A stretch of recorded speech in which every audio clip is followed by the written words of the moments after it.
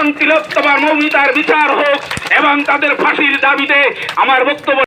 কারণ একজন ডাক্তার লাখো লাখো মানুষের প্রাণ বাঁচাতে পারে, একটা প্রাণ চলে গেলে কোনো মূল্য হয় না, কিন্তু লাখো লাখো প্রাণ তিনি নিঃশেষে শেষ করে দিল।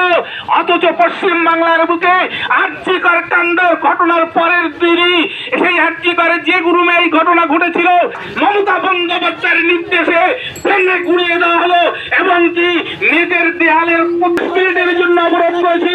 এই অবরোধ আমাদের মানতে হবে। আমরা মা বোনদের অত্যাচারের হাত থেকে বাঁচাতে চাই। মা বোনদের যে রাতের বেলা তারা সৌচকর্ম চলতে পারে।